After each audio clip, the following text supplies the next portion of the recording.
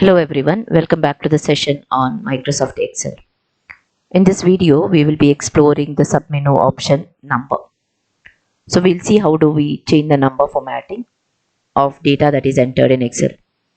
So herein I have a data, marks detail of students of class 8, wherein I have details like roll number, name of the student, date of birth, total marks, percentage, etc. So herein I have normal general numbers here, which are under the category of roll number. So I can select this, click on home menu, and I have options here as general numbers, or you can also have numbers it to be with a particular format of numbers. If you select general, it will be like without any specific format.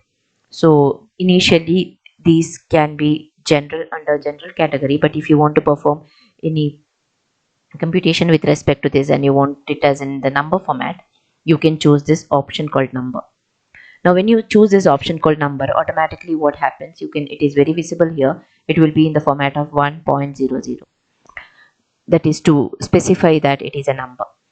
And you can decrease or increase the decimal points. So I can increase the decimal point in case you want to increase, but in general roll numbers will not be with decimal point, so I can decrease the decimal point so that it does not have any numbers. But if you take a real life example, if you don't want these roll numbers to be of type number and you want to be very general with no specific format, you can select no specific format. By default it will be of without any specific format. So in case if you want to change it, you may change it.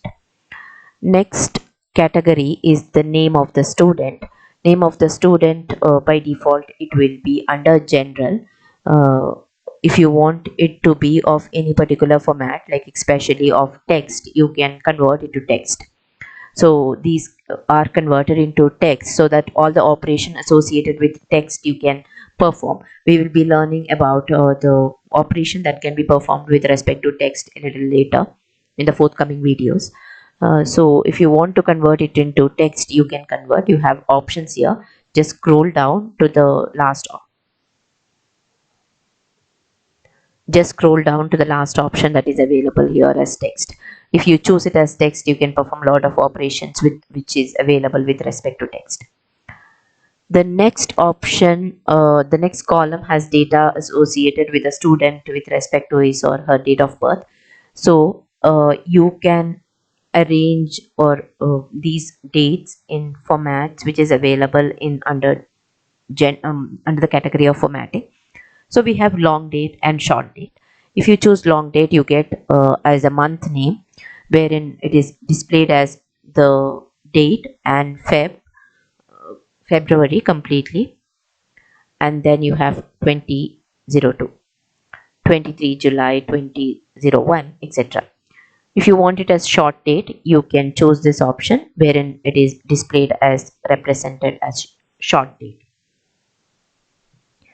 Then we have total marks here. So if you want these marks to be with a decimal value, sometimes if a student get 45.5 marks, so if you want it to be as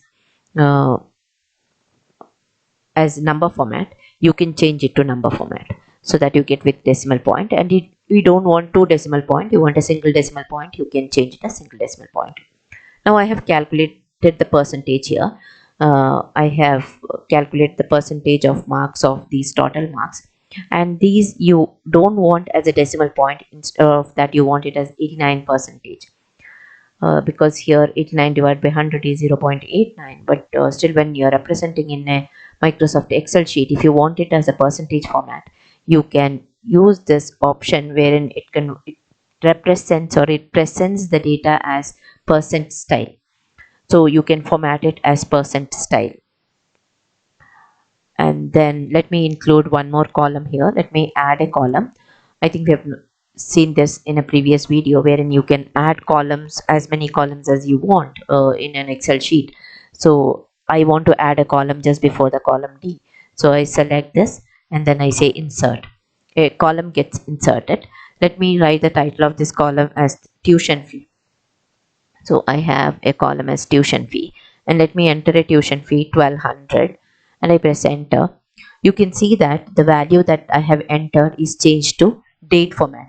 That is because the previous cell's format was date.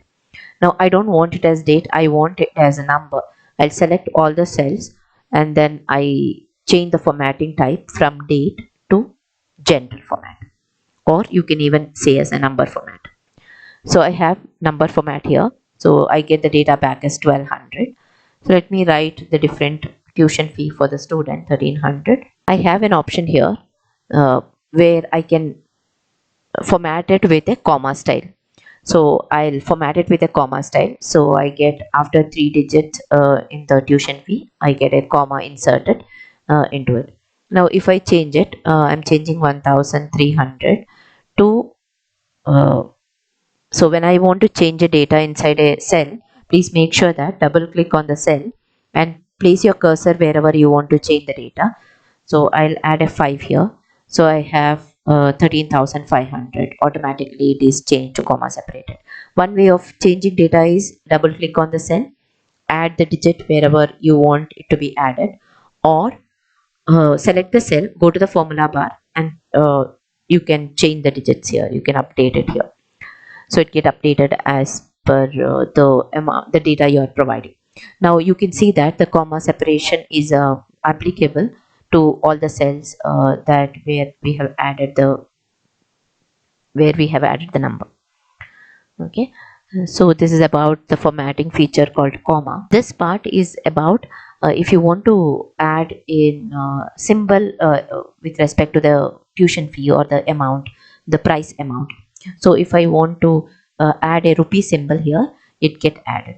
So you can add any symbol associated with the rupees here, whether it is a dollar sign or any euro, etc. Okay, so you can add the symbol associated with the tuition fee accordingly from the drop down box available here.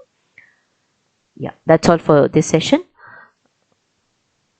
In this session, we have seen different number format and different formatting associated with the data that is stored in a Excel cell, so that you can arrange, you can change the formatting option, which can be useful in further processing.